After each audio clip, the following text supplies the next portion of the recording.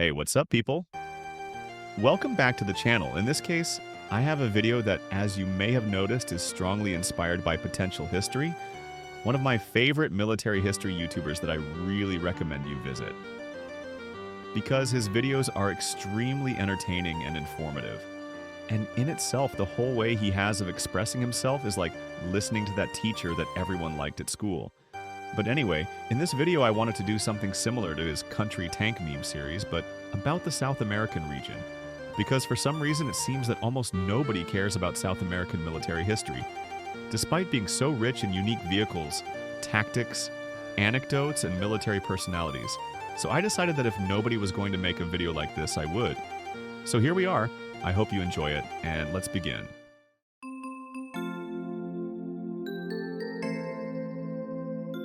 During the Second World War, the South American continent was not sleeping as many think. There were actually two nations in an active war, and whose future impact would be enormous, Ecuador and Peru, known as the War of 41. These nations had entered into war over the border regions of Minas, Jaén, and Tumbes that had not been well delimited by the Spanish Empire because they basically did not care at that time since they were practically under the same administration. And after the independence of America, no one was 100% sure which territory belonged to whom. Something that caused many other conflicts throughout. To summarize the war and not go into so much detail, Peru achieved such a rapid and decisive advance in southern Ecuador that it began to be called the South American Blitzkrieg. The commander of the northern grouping, the Peruvian forces in this war, was Eloy Ureta Montehermoso, a general who had studied at the Italian and French military academies. He was a highly educated military man in the doctrine of combined arms after observing the experience in previous wars such as the Rif in Morocco or the Chaco War in Bolivia. So he knew how to use the small but effective Peruvian armored force in such a way that the Ecuadorians were forced to retreat every time they saw a Peruvian tank approaching. Well, it is also true that the Ecuadorians did not have anti-tank artillery or armored vehicles of their own that could stop the Peruvians. In fact, of the 24 units that took part in the war, only one registered an impact against its turret made by an anti-aircraft gun, leaving it almost intact. Now, let's talk about the tank itself. The LTP, which is an abbreviation in Chaco for Leki Tank Peruansky, Peruvian light tank, was a version of the LTVZ-38 that the Peruvians acquired after the Leticia War, a conflict with Colombia in which the Peruvian army demonstrated some shortcomings. The contract was made with the CKD company and included 24 LTP tanks armed with a 37mm Skoda A3 cannon, 30mm frontal armor, and a top speed of 42 kilometers per hour. However, the Peruvians did not take advantage of this speed because the LTPs were used to support the infantry. You will notice that the LTP have various markings on the turret and chassis. On the side of the chassis, the name of a province of Peru was placed, in this case as Peru had 25 provinces and 24 tanks. One of them was left without its LTP, the province of Pasco, while on the turret there was a circle, a square, or a triangle that served to mark the belonging of the tank to its platoon, since of the 24 Peruvian tanks only 12 took part in the war, forming a company that was divided into 3 platoons of 4 tanks each. Another thing to highlight is that if the symbol had incomplete lines, it was the platoon commander vehicle, while the rest of the platoon had complete lines. Through the gates of hell, as we make our way to heaven, through the Nazi line.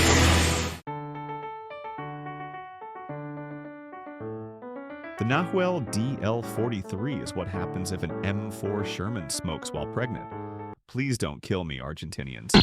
This medium tank was produced in 1943 in Argentina under the direction of Lieutenant Colonel Alfredo Aquiles Baizi, who also designed other vehicles such as the Yacare, of which there is little material.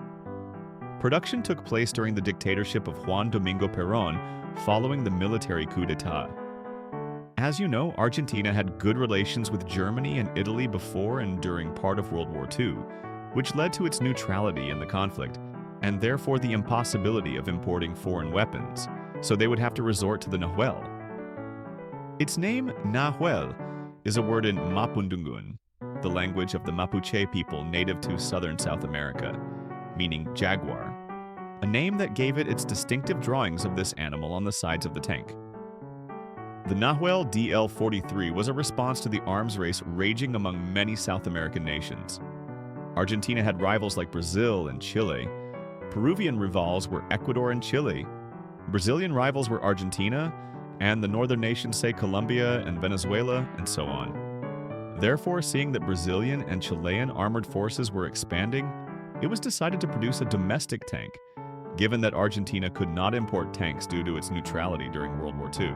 On July 9th, 10 units would be presented to the public for the first time in the Independence Day parade. To create the Nahuel, the Argentines had to combine elements already in their arsenal. For example, the Nahuel's cannon was a 75mm Krupp cannon, its coaxial machine gun was a 7.65mm Madsen, its engine was a Lorraine Dietrich 12 Ebb Corliss, which was designed for airplanes and had a top speed of 40 kilometers per hour. Its suspension was clearly inspired by that of the M4 Sherman, as were many of its other features.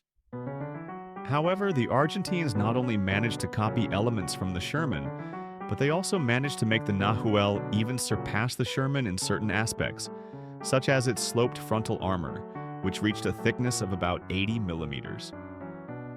In addition to the Nahuel's astonishing design, the speed and effectiveness with which this tank was produced surprised even the high-ranking Allied commanders who were monitoring Argentina's development. It was truly a success for armored vehicle production, especially for a South American country with little experience in the field. The Chaco War of 1932 to 1935 between Bolivia and Paraguay was one of the bloodiest wars in South America. In fact, for some reason, all the wars in which Paraguay participated were terribly bloody. However, the Chaco War was also the stage where the use of modern weapons would begin on this continent. For example, the flamethrower, military aviation, and of course, the tank. In this case, it would be the Bolivians who would send their Vickers 6-ton tanks to the front, which they had managed to acquire after an economic success that allowed them to increase military spending. The Vickers 6-ton was armed with a 47mm cannon in the B-type version and 2 machine guns each in a turret in the A-type version. Its armor reached up to 25mm, and it was capable of a maximum speed of 36 kilometers per hour. The Vickers 6-ton did not enter service with the British Army, but armed many armies around the world, and inspired designs such as the Soviet T-26 or the Polish 7TP. Returning to the conflict after the economic situation worsened and disputes in the Chaco region, Paraguayans and Bolivians went to war. The Chaco is an arid, dry region with difficult terrain, where the Vickers 6-ton tanks took action with quite disappointing results. The terrain was already poor for tanks, and the aggravating factor was that the Chaco War was fought primarily in combat to capture the many military forts defending the terrain. They went from siege to siege trying to advance. The Bolivians relied on their numerical and technological superiority and on having a German general, Hans Kunt, in command of operations. However, the Paraguayans in their military style of small giants managed to strike back and win the war. Such was the failure of the Bolivian forces that one of the Vickers tanks was captured by the Paraguayans and used as a war trophy. Much of this failure was due to a lack of understanding of the tactics implied by the combined arms doctrine, and too much responsibility and isolation was given to the Bolivian tanks when attacking without infantry support, which would lead to the capture of the aforementioned tank, VAE 446, when it was surrounded after breaking through enemy lines without support from foot soldiers. Another loss among the Bolivian armored vehicles occurred when VAE 447, a 6-ton Vickers Type B, was destroyed by a grenade that entered the tank through the hatches, which the crew kept open due to the stifling heat inside. The most humiliating defeat, however, for the Bolivian Armored Corps occurred when its 2 remaining units were trapped by Paraguayan cavalry after a trap was set by throwing tree trunks in front of and behind the tanks, forcing their crews to surrender. The Paraguayans managed to capture them in perfect condition after 2 hours of machine gun fire. In short, the Bolivian tanks were used incorrectly, which eventually led to their catastrophic outcome in battle.